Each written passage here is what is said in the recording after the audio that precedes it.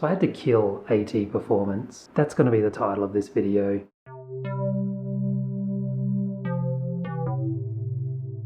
It's been a year since I closed AT Performance, and I wanted to try and collect my thoughts or provide an explanation as to why I had to kill AT Performance.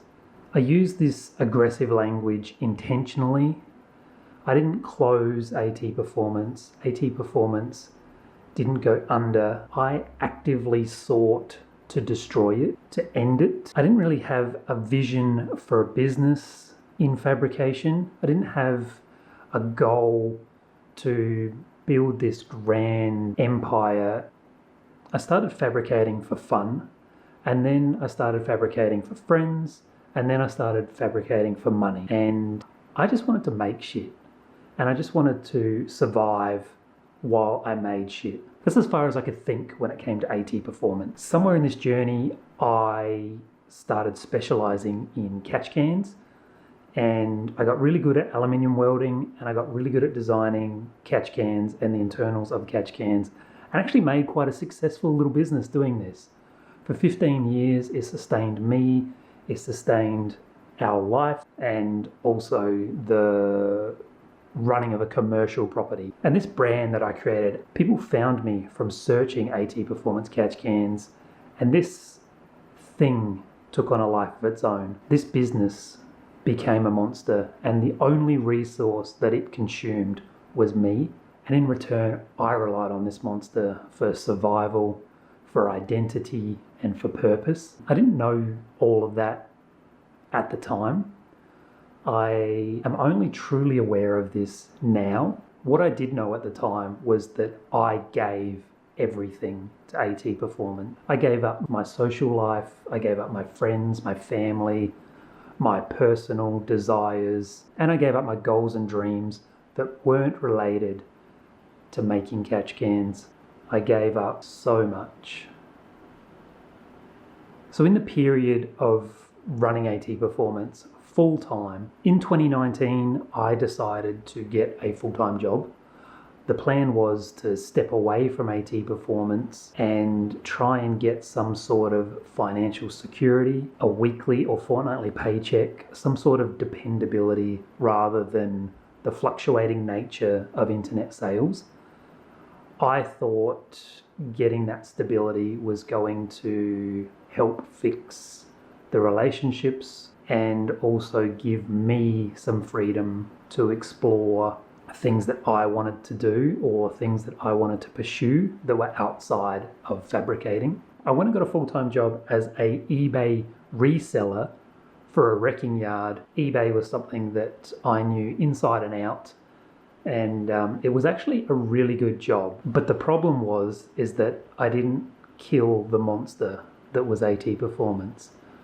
I kept my lease, I kept all my tools, I kept my website, I kept my products up, and I thought that I would go back to how it started and just make products as a part-time hobby. This set of circumstances of having a full-time job and then keeping AT Performance afloat on the side, the combination of that was what allowed me to realize that AT Performance was its own entity. It was a monster, and it would do anything to consume me. During this period of having this full-time job, it saw me giving my attention to other things. AT Performance presented me with an opportunity that was really important to it, and because of that, I felt it was really important to me. And this opportunity was to supply parts for a Mighty Car Mods build. I saw that opportunity as something that I couldn't say no to, and as a result of that, AT Performance gained popularity and pulled me back in. So I quit that job and then went back to the monster.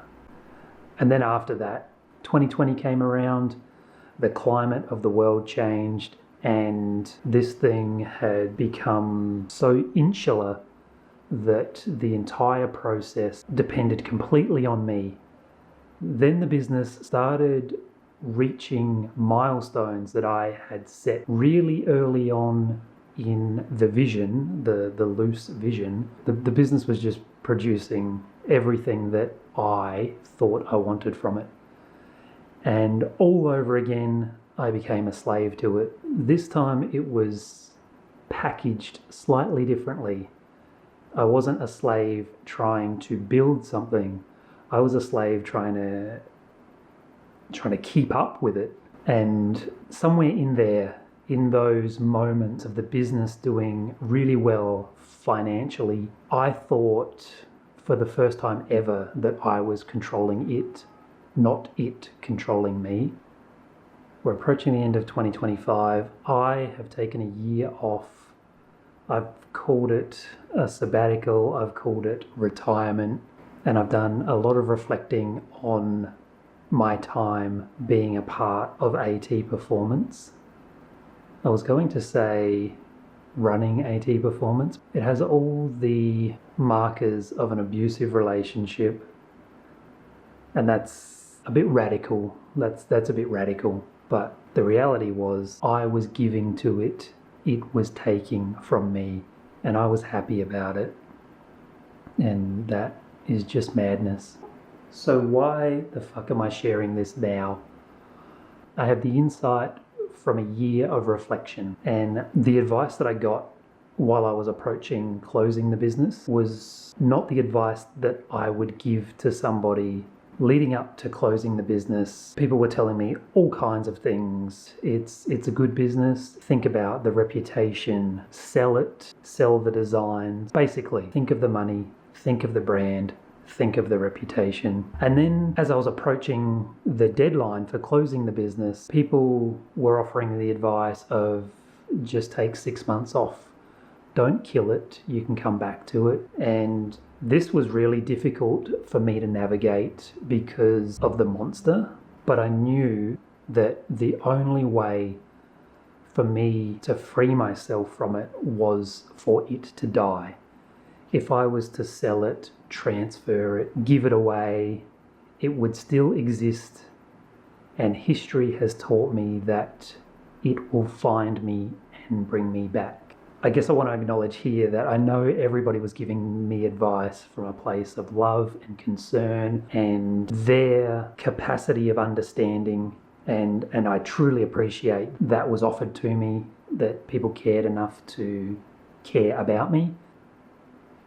Nobody truly knew what a monster that business was. Its true control over me.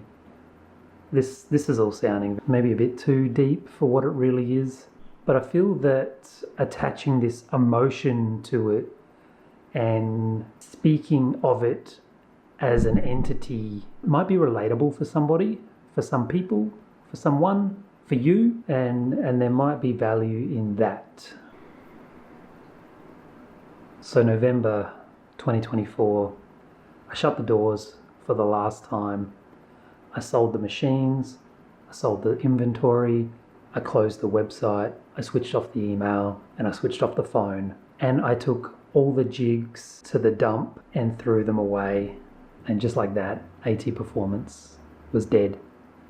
And now it's been 12 months. I've gone through sadness and anger, true mourning of the death of AT Performance. I don't think I've fully adapted to who I am without AT Performance. I still wake up some days truly longing to be able to go to my workshop and to be isolated the way that I was before, having a place to go to escape reality, somewhere the immediate world around me accepted that I have to go there, that the excuses that I used were not questioned, that I had to fill orders and go there and disappear and get away from reality.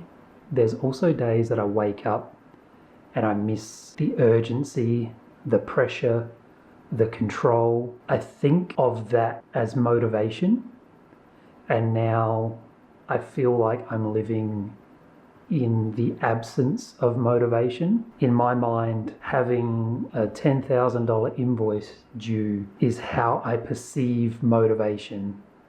And in the absence of the bills of running a business and a workshop, I'm really struggling with what motivation is in the real world. I miss that. I miss the monster often. What I'm trying to highlight is that so far time hasn't healed me. I'm still struggling with my identity. I don't know how to say I'm Adam without adding from AT Performance.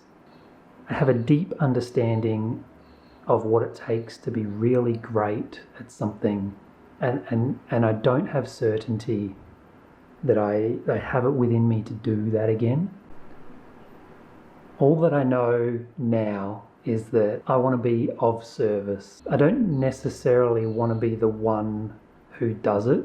I'd much prefer to be someone who lets you know that you can do it. It's not really an inspiring story. It's just a little bit vulnerable.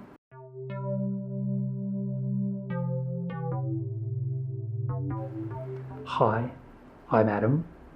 I have spent the last few years studying communication, studying emotion, studying kinesiology, and diving really deep into emotionally expressive men's work. This is where my passion is. This is where my desire to be of service is now. I want to take what is my capacity to handle turmoil, to handle stress, to handle difficult moments and conversations, and create a space that people can be received, be accepted, and grow within that container of my presence. I've created this beautiful studio that is a place where I offer a kinesiology service and working hard on creating an identity where I've stepped out from the shadow of the monster, where I can be me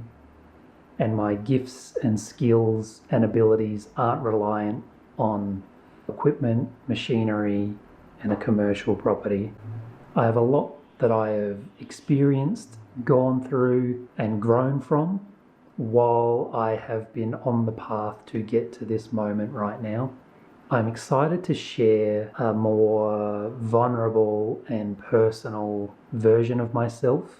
And I'm genuinely excited for 2026, which is the year that I have chosen to start a new venture and explore this world of growth and healing and change with others. And I can't express how natural that feels and how right I think that is for me, for my purpose. I guess I don't know what word to insert there.